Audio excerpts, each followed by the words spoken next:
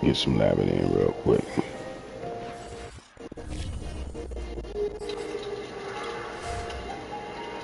The harsh winters challenge most animals here.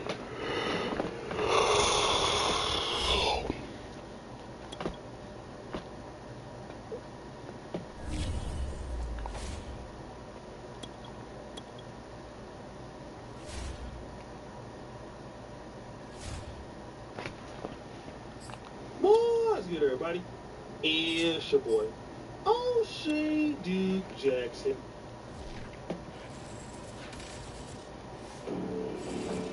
Central New Mexico. EA Sports coverage of the National Football League takes us to the City of Angels, Los Angeles, California. Today, we've got a good NFC matchup on tap between the Dallas Cowboys and the Los Angeles Rams. And off we go from SoFi Stadium. And no return on this one as the fair catch is signaled for and taken. July 1947, first crashed to work near this location. It was propelled into the air, skipping like a stone in a pond before finally coming to rest. Linda was contacted by geologist Frank Kimbler, who wants to show her mysterious metal fragments that he found here and search the area for more. Linda, this is so exciting. I have not been here in a couple of years, so I'm really looking forward to meeting Frank. Glad we got a geologist to help me because the geologist looks at land and says if there is debris, there's going to be some kind Here's the first carry for Ezekiel Elliott. And he'll wind up with about 6, up past the 30 to the 31. All right, Brad, I know we're in the early going here, but those kind of runs, they're going to open up a world of opportunities for this offense going forward. And meet Frank Kimbler, a local geologist and professor of earth science. How are you? Good to see you. All right. Linda, finally, you and I have been chasing these artifacts. Chasing the metals. looking for parts. Professor Kimbler has spent nearly a decade searching areas beneath the purported trajectory of the Roswell craft with infrared technology and metal detectors. The last run got 6, now 2nd and 4. What's up, man? What's up, man? Hey, man, I got some clientele for you. Again, it's to Elliott. Oh, yeah, okay. Down after a gain of 3, leaves him with 1 yard to go on 3rd down. Brandon, all things considered, they have to feel pretty good about getting that type of a gain, considering the blitz that they just had against them. But just play number 3 here on the opening drive, and it's an early 3rd and 1.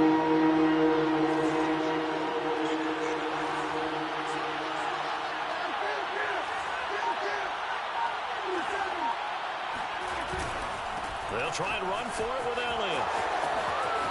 They find some open field here. 30, 10, 5, touchdown, Cowboys. Ezekiel Elliott, a guy who considers himself underrated, has told his detractors to put some respect on his name. Hard not to respect a run like that. And that's why he's one of the best running backs in the game today, because this run combined all the elements. Started with patience, and he was just waiting for the right lane to materialize. Then once he saw it, he used his speed and escapability in tandem and turned this into a tremendous play. Zerline good with a PAT, and that makes the score 7-0. Cowboys 7, Rams 0. Rick Zerline to kick off 4 downs.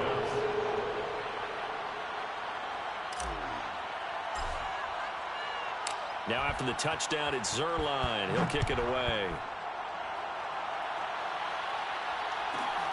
Taken from about the 12. And up to about the 26-yard line, just across the 25. And they're on the 26-yard line.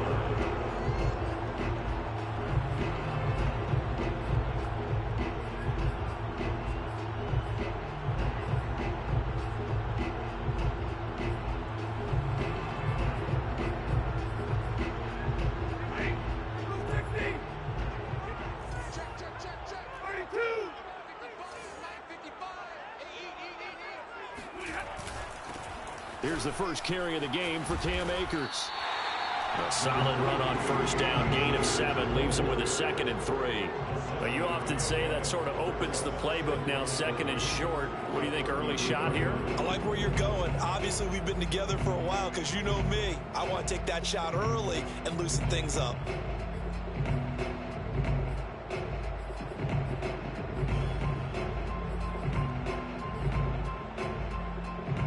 Working with a 2nd and 3.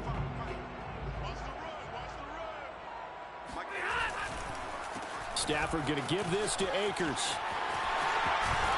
And they'll get it up just short of the 45 at the 44. That time a little misdirection really seemed to fool the defense. And think of it this way. From the time you're in high school, you're taught to watch film and pick up tendencies. Sometimes they can use those against you, though, when they break their own tendencies and hit you back the opposite direction, huh? And he is going to lose yardage here. He'll lose a yard there, and it's 2nd and 11. As a linebacker, you're taught to stay just slightly behind the ball carrier just in case he makes a cutback. But when you find the gap, shoot it. And he found it all right. Took it straight into the backfield and made the tackle for a loss. Rush coming, and he's taken down. Jabril Cox. The blitz works to perfection as he gets in there to dump him for a loss of 8. So now Stafford and the Rams, after the sack, they're staring up at a 3rd and long. Now on 3rd and long, they'll look to throw. He'll let it go deep for Beckham. And that will be incomplete. Well, they weren't scared. Offensive pass interference. It brings up 4th down. 2 things you can do in that situation: run and punt the football, or try and take your shot at getting the first down. Good They pass, chose the though. latter, but they'll have to punt all the same. On is the punter, Hecker, as he gets this one away. There is something there. We need to Damn. And they did. They kept it in. It's down close to the Good shit. at the 1-yard line. Amazing. Perfectly placed. If that ball goes 1 extra yard, maybe not even an extra yard, the starting point is the 20. So there is Good a reason that a shit. lot of punters are also excellent golfers. They know distance control. You know what else they have? Same groove motion over and over. Once they have that down, it repeats under pressure. Okay. About set for this next drive by the Cowboys offense. And a bit of a daunting task here for this offense as they'll start out at the 1-yard line. I guess you could easily say there's a whole lot of real estate in front of them if they want to achieve their goal, which is get to the other end zone. And 99 yards to go if they want to do just that. And what a nice example there of a tight end doing exactly what he needs to do. How about how he worked his way to the outside, made sure he secured the catch, and then anything after that, we count that as a bonus. And indeed, he gets enough for the first down. So a little more space to work with here from the 13 on 1st and 10. Again to Elliott. And nothing much materializing there on the first down run. He'll get a couple, and that's it. I know the scouting report on him is that he doesn't possess the eye discipline to be an elite linebacker. What that means is his ability to read, react, and make a play. But on that one, he looked like one of those guys.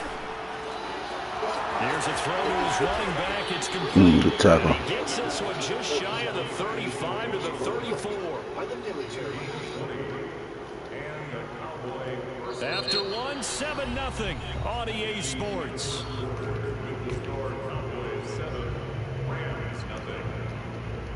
From the 34 now, here's 1st and 10. Here's Elliott. And he can only manage to get a couple.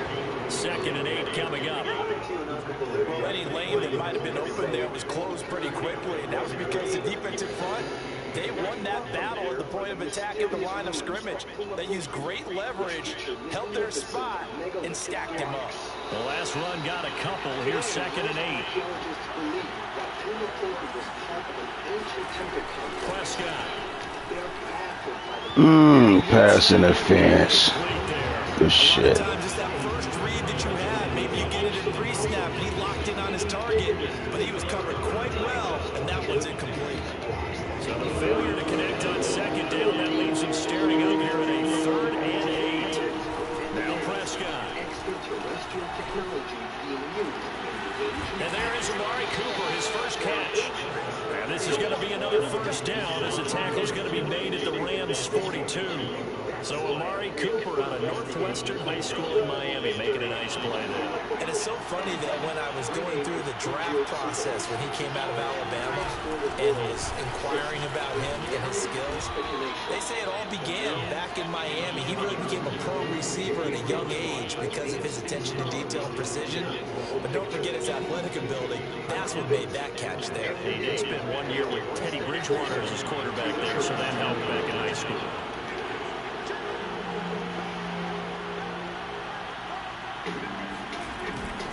Elliott going to get it again on second down. And some space here. And he'll go out of bounds inside the 15-yard line. 107 yards rushing for him as he has been tough to stop here this first half. Here's a 1st and 10 at the 14-yard line. Pollard. My fault. Good shit. Quickly in the backfield. Down he goes, folded like a lawn chair. Officially, it's a 1-yard loss. That's going to bring up 2nd and 11. A massive temple complex at what is now called Tier Throwing, Prescott. And a quick throw here, that's complete. And he's able to work it here to the 8-yard line. So the completion good for 7 there.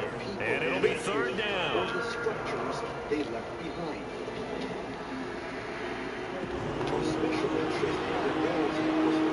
2 minutes on the clock, 2nd quarter, 7-0 ball game. Numerous carved stone faces that suggest those of extraterrestrial visitors.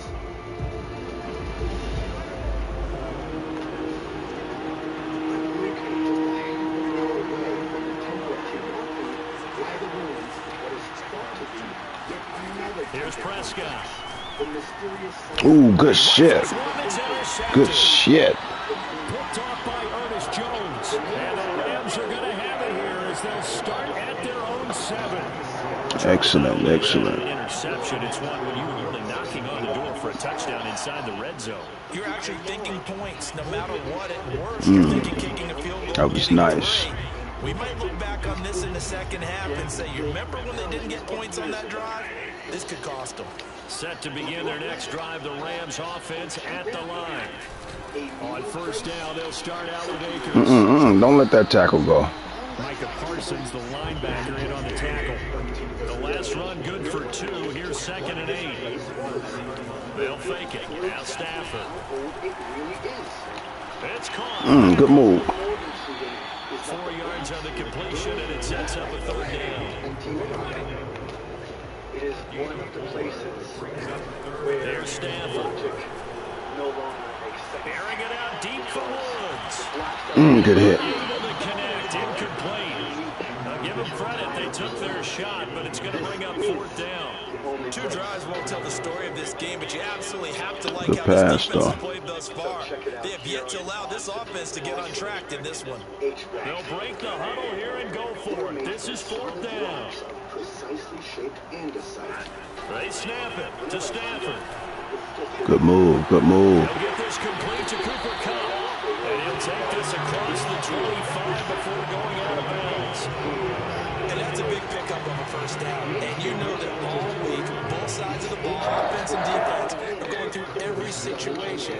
And in this case, the offensive guys had the right play dialed up because defensively, you work on 4th down situations as well. And deflating for the defense. Okay. They can't get the stop here.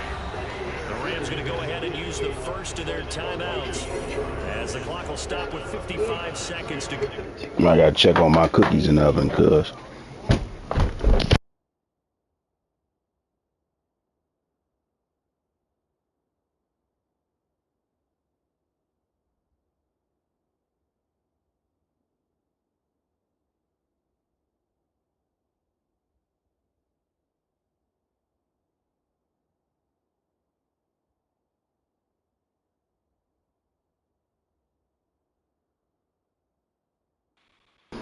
Almost back. Hold on, man. Go until halftime. 1st and 10 at the 42-yard line.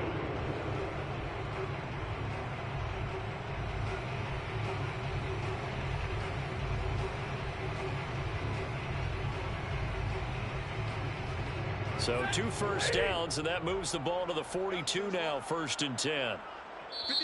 Now a timeout called for by the defense. Woo, you almost slipped one in on me. 55 seconds to go until No, halftime. no, no. I wasn't back on the sticks yet. Let's go. This is pretty amazing. Check this out. If you look at this right here, I mean, forget chicken boats. You simply cannot do this with primitive tools. Now a first down throw. Stafford. Holy really? And he'll be hit as he releases it, and that'll fall incomplete. They've given up a few first downs on this drive, but getting the incompletion there, that should give them something to build on and maybe turn the tide.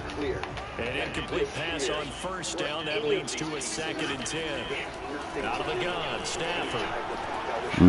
Good move, good move. And he's going to be out of bounds, but not before he takes it inside the 40. I feel you, I feel you. Likely going to leave you in man coverage with this guy, and that is less than ideal. It is, because just about any offense that has an elite receiver, if you blitz and have him in man coverage, you're going to him, even if he has an elite defender on him, because he usually knows where the ball is before the defender does. On first down, Stafford here. That'll be knocked away. It's incomplete. So many times when we talk about coverage, we're just about a defender running with a receiver, but a big part of it is understanding where the football is, finding it. In this case, when it arrived, it wasn't a surprise, and he was able to bat it away. To the air again, Stafford. And bringing it in right side here, Beckham. He's going to go out of bounds, but he takes this one down just shy of the 20. Partner, they're locked in man coverage out left, and they end up running a crossing route. Rounded it a little bit more than a slant. He's just going to angle himself towards the right side of the field, and that's very difficult for a defender to shadow him across all that ground. Stafford on first down. Then he'll find his target. Woods, it's complete. And brought down, but not before they get it inside the 10 to the Good shit, good shit. Now the Rams will signal for a timeout, their second, as they stop it with 28 seconds to go in the first half of play. A chance now to get even before the break as they come up 1st and goal. They'll run here with Akers. And this is going to result in losing yardage. They're driven back to the 8-yard line. On 2nd and goal, Stafford being chased out left. It's incomplete. To this point, I've been impressed with the work defensively. They have not allowed a lot of receivers to run free. And there's another example, another incompletion. This has been a long drive. You got to figure a field goal would be a letdown. Can they convert now on 3rd and goal? Here's Akers. They try and run. And they'll get him down here at about the 5-yard line. And we're going to get a timeout. One more time, one more time. I don't trust you. 2 ticks left here in the half. On is the field goal unit. From the right hash here. Should be an easy one. Good shit, good D. And that will do it for this first half. That's it for the first half. 2 more quarters to go. We'll have plenty more to see after the break. Both these teams, no doubt, making their final halftime adjustments as we speak. And for the call of the second half, we get it back out to Brandon Gunn and Charles Davis. And we welcome you back live now inside the booth alongside Charles Davis. I'm Brandon Gunn, set and ready to rock for the 3rd quarter. That was important. We needed that.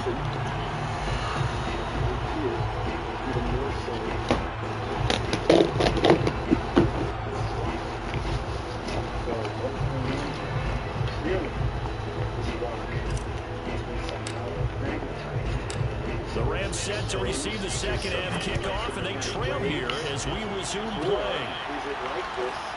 Pulls it in at the 13. And beyond the 20, but not by much. In fact, just a yard pass there to the 21.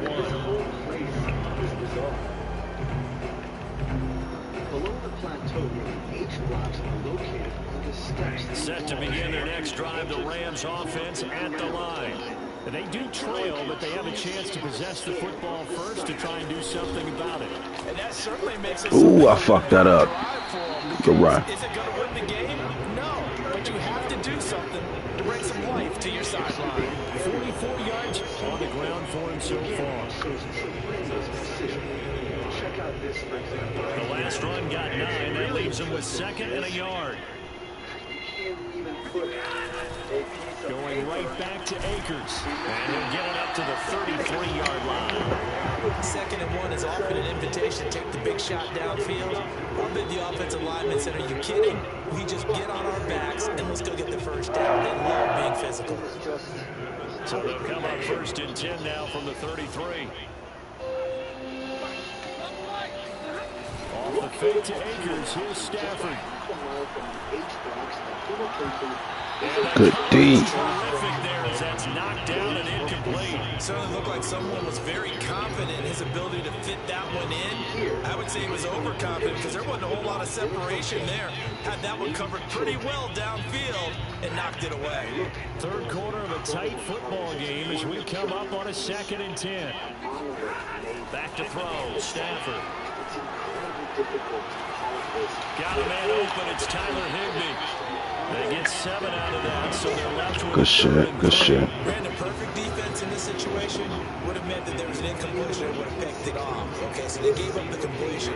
But I really enjoyed. You know what he's gonna do. You know what he's gonna do. Stayed in great communication, and as he dragged across each zone, you see him pointing, communicating. There he is, and he passed him off to each defender. Ended up making a nice play, even though it was. Ooh, I guess I don't know. Good shit. He's got a man. That's Woods. And he's going to have a Rams first down as they're able to get the 3rd down conversion. Well, this is an awfully tough route to defend in man coverage because he lines up on the right and then runs a crossing route back to the other side of the field. So as a defender, you're not only trailing him the whole way, you're also looking out for your own guys to make sure you don't get yourself picked off. And then you can't catch up in time to prevent the completion. Still in search of their first touchdown of the game, but they're on the move. 1st and 10. On the handoff, it's Akers. Good hit, good hit. They'll get this down only to about the 46. On the tackle, it's Randy Gregory. Yeah, things were pretty stacked up there in the middle of the line. A lot of bodies, not much space. I think ultimately he was fortunate to get anything out of that run. Here's 2nd and 9. It's fascinating to look around. From the gun, here's Stafford. And that'll be We hip to it, baby. We hip to it. pretty good shot as he tried to pull that one in. Couldn't hang on. 3rd down. We saw this a lot in the first half, and it continues. These receivers just not able to get much separation. So that means they have to win the 50-50 balls. They've got to go up with the defender and find a way to start coming down with them. And this time, contact and another incomplete pass. Throwing on 3rd down, Stafford. Good shit. Good shit. Akers had it back for you. And he's going to have a Rams first down as they're able to get the 3rd down conversion. I don't know what they talked about at halftime. Whatever it was, it worked. They looked like a different team here in the 3rd quarter. Yeah, I doubt that they're very many trash cans that got kicked over, that type of a speech. I think what they did was they analyzed what worked in the first half, what didn't, and figured out a better game plan. It's caught by OBJ. He's going to go Good shit. but he takes this one down just shy of the 20. Now what we're seeing, this is much better from this offense because so far in this game, no touchdown to this point, and what's usually a direct correlation, very few explosive plays.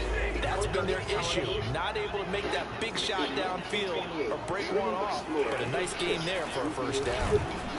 Now a run on first down is not going to get off the ground as they will get it behind the line of scrimmage for a loss of 3.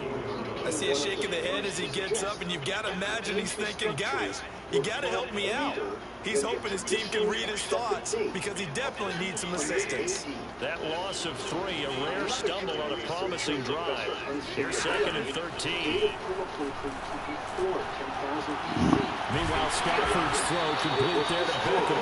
And they got it inside the 10 at the 8. I'll tell you what, this offense is playing a little bit keep away right now. They've come out here in the 3rd quarter. The possessed the ball for quite a while, and they keep on converting. Nice pitch and catch there to set up the 1st and goal. They'll try and run for it on 1st and goal. And he'll be stopped just outside the 5 at the 6. It's a gain of a couple, and it'll be 2nd and goal.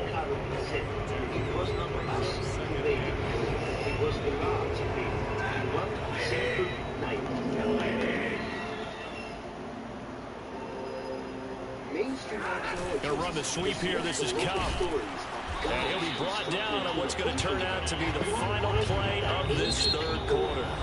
So they'll get a little extra time to come up with his 3rd down play as we played 3 quarters. We'll return with more after this. You're watching the NFL on EA Sports. Members of the Bolivian army attempted to drag a 2-ton megalithic block and raise it using only rope. They barely managed to shift it by a few inches. They've been denied touchdowns in the red zone twice already. Here comes 3rd and goal. Akers. Ooh, good move, good move. Long drive. Taking it in from 4 yards out. And the Rams have taken the lead. Now an important extra point here to stretch this lead to a field goal. He's got it, and this is indeed up to a 3-point lead.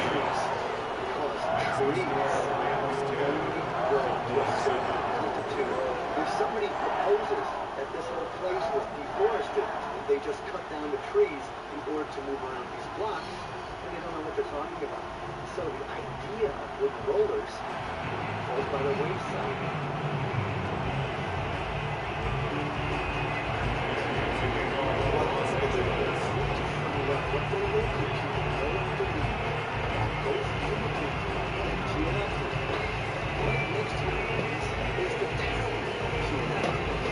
Following the touchdown, here's Gay to kick it away.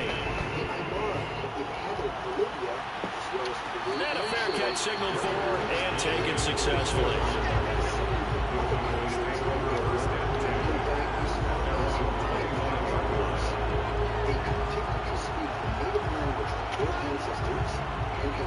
About set for this next drive by the Cowboys offense. And they will be looking to answer the touchdown their defense just surrendered. Still a good chunk of time remaining here in the 4th quarter and a chance to regain the lead in a tight one. They start on the ground with Elliott. And he's taken down but able to slip across the 35. 119 yards rushing for him now as he has been tremendous all day long. Oh, that's one to warm the hearts of all those old school football players, isn't it? Tough, hard, gritty run, got behind his pads, bowled over a few people. Look at that one, right up the gut. So through 3 quarters, no reason to lighten up now. Line of scrimmage, the 37 on 1st and 10. They'll run with Elliott. And this winds up a pickup of 2, maybe 2.5 to about the 39. Well, sometimes as a running back, you've got to be able to improvise when the hole's not where you expect it to be. But in this case, there wasn't any improvisation that he could do that was going to work. Kind of like if you're trying to be a comedian on open mic night at the Improv and you run into a tough crowd. And he'll be taken down across the 50 at the 45 in enemy territory. And here we are in the 4th quarter, partner. It's been 20 minutes. It's been 20 minutes. No, it has not. It has not. Not quite. Almost. Give me another 10 minutes. Finish this game and stuff. But to keep the rest of the team relaxed, too. The ancient stories of Bolivia is pretty awesome. According to the Book of Enoch, So from Rams territory now, it's 1st and 10 at the 45-yard line. 10th carry now for Good shit, good shit. measure of revenge there. He's had his way in this one, but this time they get him behind the line. He'll lose a yard there, and it's 2nd and 11. An interesting and intriguing decision there defensively because they kept extra DBs on the field despite seeing the multiple tight end look that came out for the offense. I thought they were going to switch out of it. I didn't know if they felt they didn't have time or what the case was. In any event, the extra speed allowed for great penetration as they stuffed that one behind the line of scrimmage. was also considered a watcher. He's incredibly fascinating. Was there a particular reason why it was built? So after the loss of a yard, they'll look to push forward here on second down and 11. To throw is Prescott. Got an open man. It's Michael Gallup. And this is going to be another first down as the tackle's going to be made at the Rams' 23. This defense has certainly had an outstanding second half, haven't they? I know they just gave up a first down there, and for the offense, they're hoping that that's something that they can jumpstart with and maybe start to move the ball. Good shit, good shit. But it's been tough sledding for them here the entire second half. The question I would like to ask is if we look at the gate of South, their coach in the center, and all those wing beings, it's just significant. Coming up to the line, and they will need to run another play here before the 2-minute warning. A first down carry by Elliott. And he can only manage to get a couple. 2nd and 8 coming up. 3 points separating these two sides with 2 minutes left to go in the fourth. They use a special mask. The offenses could never be seen by the rest of the population. Also, you can see monoliths, no? With the mask. According to the Anales de Cuautitlán, a document. So the Cowboys in possession of the football here as we get you reset. They come up on a second down now in a game that looks like it's going to go down the wire. Ooh, I thought you was going to pick that off. We got lucky on that one, fellas. That completion helps out in a nice way. Now they can take a little bit more time, but guess what? They've got to make sure on their throws that they see it open, not just anticipate it. When people say, for example, that this place here could have been built more than 10,000 years ago. He said that it's right with you, because he's thinking about 15,000 years ago.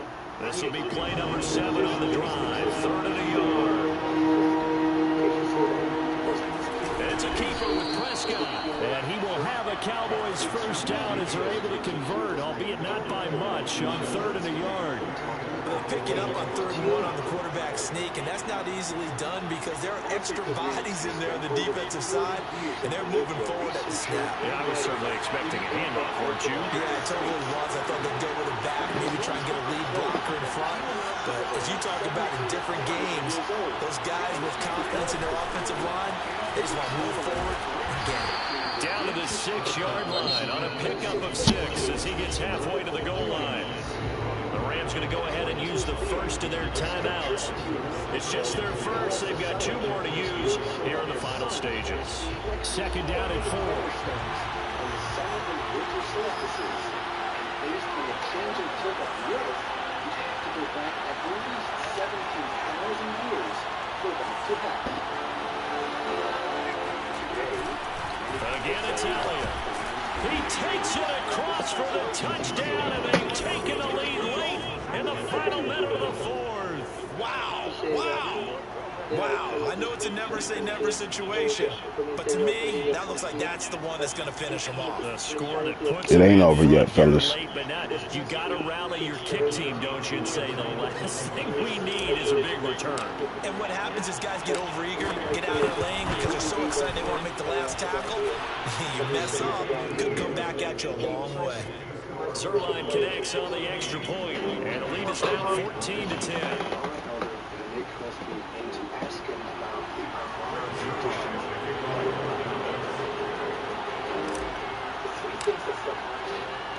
Now after the touchdown, it's Zerline. He'll kick it away. On the return is Brandon Powell. And he'll get it up past the 20 to about the 22. And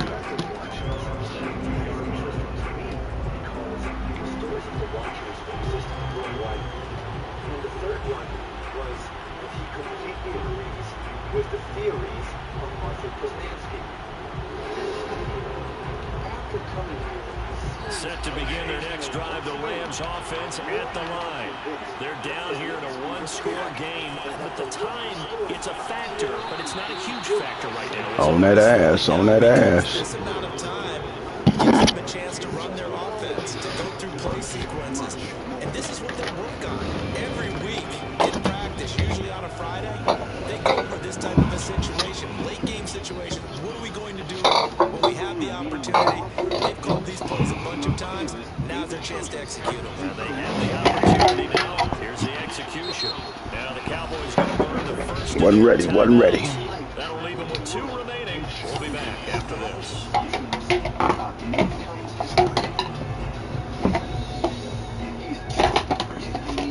Almost got a freebie off.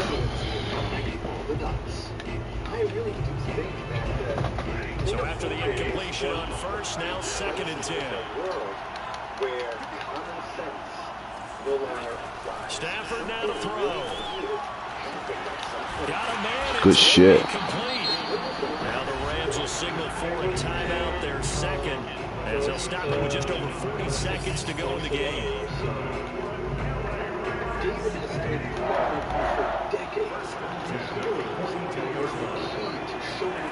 Now it's Stafford. And the timing of Way to scare him. Way to scare him, baby. We've seen that the deep ball's been a part of their game plan all afternoon, but they've had trouble hooking up on it, unable to successfully find the end zone over the top. That, in your opinion, it had to have been done in an easy fashion with easy means. What do you mean by that?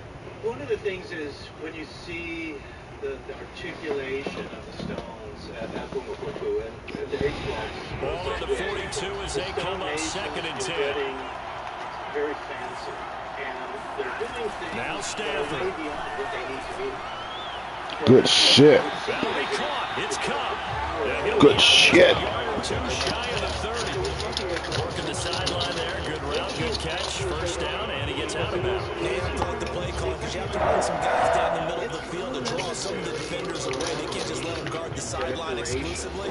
That's how it's going to work. Sidelines and incompletions to use the clock. From the 32 now, here's 1st and 10. Yeah, they have been easy for them.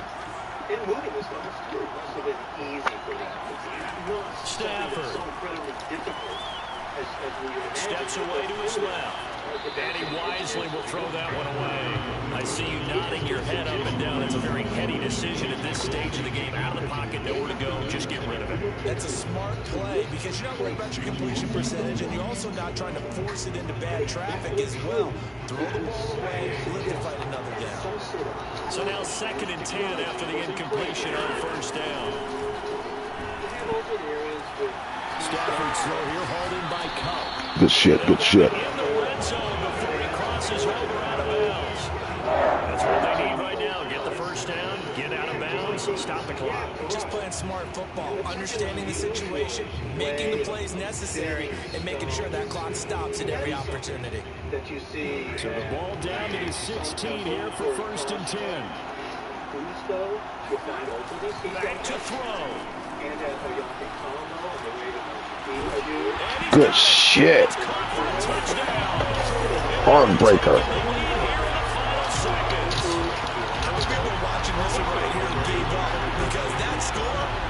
Heartbreaker. What looks like is going to be the game-deciding score, although a bit of time left, so you can't count your chickens before they're hatched. They better come back in here and watch this because Good use of the clock, too. going anywhere. We want to see this one play out. Extra point by Gain is up and good. And it would appear, barring some late heroics, they're going to get out of here with a couple. Good shit, man. After the touchdown, it's Gain to kick this one away.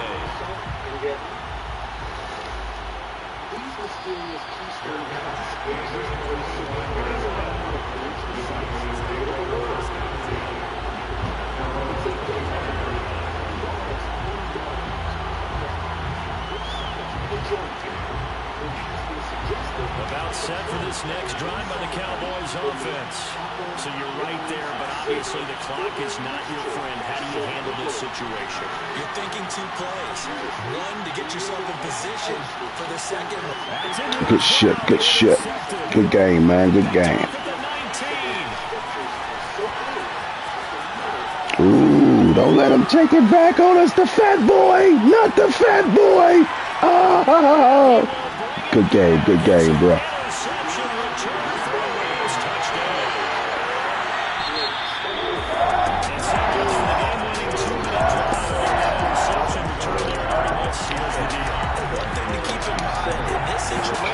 tough loss for us. Tough loss. Defense isn't backing off and just giving you easy throws. They're making aggressive hands on up and end up picking it off right and sealing the deal for themselves. So the LA Rams with a victory here. And it took a big fourth quarter to do it, but they were able to get the job done, and that's the bottom line. No doubt about it. Let's face it, they had to be more than nervous in the fourth quarter. But a lot of that was their own doing. I think you observed during the game, their energy level just didn't seem to be there. But in the fourth quarter, somehow they dug deep and found that extra bit, right? That reserve tank. They hauled it out. Offense scored some points. Defense held them. And lo and behold, they walk away with a win. Maybe expend a little more energy than they expected to, but they'll take it.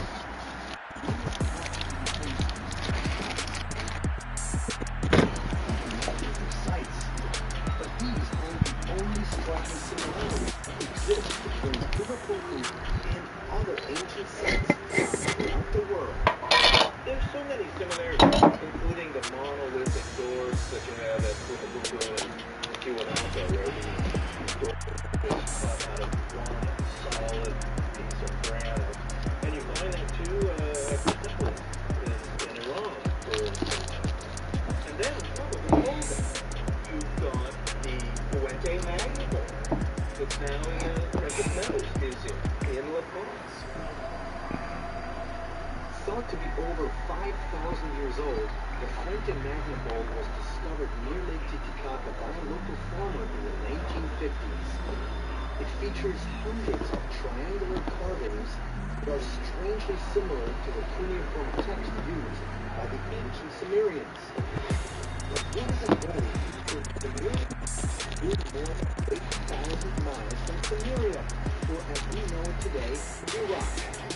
And could it be further evidence that what ancient astronauts theorists have been saying for decades might be true? Could early humans one time have been influenced by visitors from other planets? That bowl has two forms of Sumerian writing, Sumerian hieroglyphs and Sumerian words. It's been authenticated by Bolivian archaeologists, and all that mainstream archaeologists can do at this point is ignore it. That it's not something that was ever because it would completely blow all their theories out of the water. What makes a Bolivian archaeologist less mainstream than all other mainstream archaeologists? In my opinion, nothing. So why aren't they confirmed by the rest of archaeology? It would change his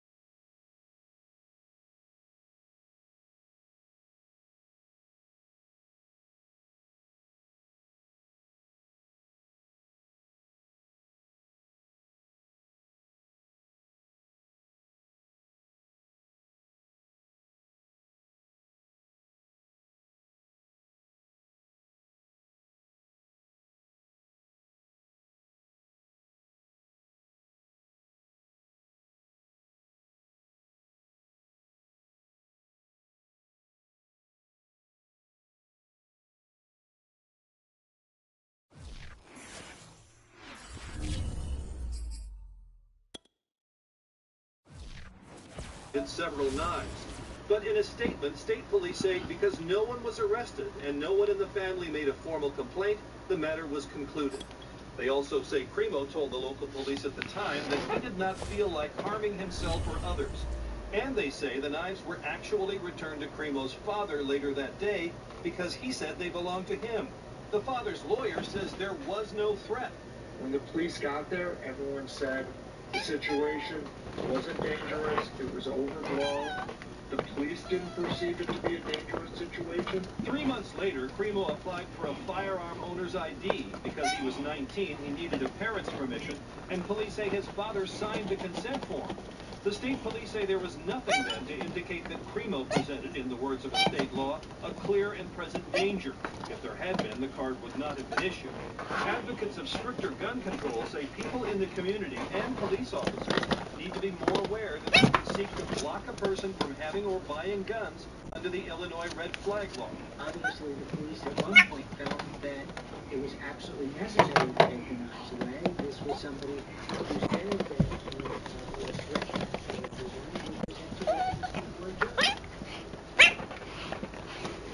Pete Williams joins us now live from Washington here on Top Story. So, Pete, I know you and the investigative team have been tracking all of the information that has come out from state authorities, along with what the parents said, as we saw in your report and my earlier report as well. And I know you guys have also been looking at public records. So my question to you is there anywhere where the state or local dropped the ball when it came to the scene of those records? It doesn't appear that there is a missed opportunities or missed out of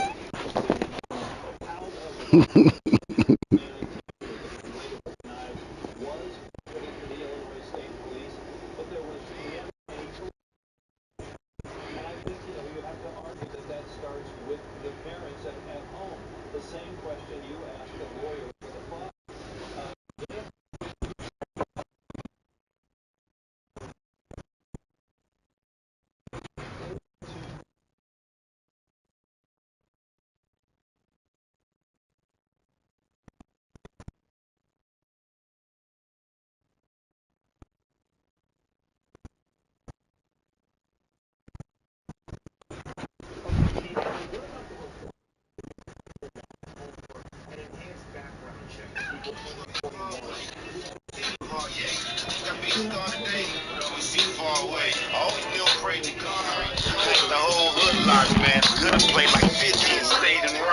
Or commitments, but the police say there were none of those in Cremo's record. Even so, the new law does provide money to encourage more use of red flag laws.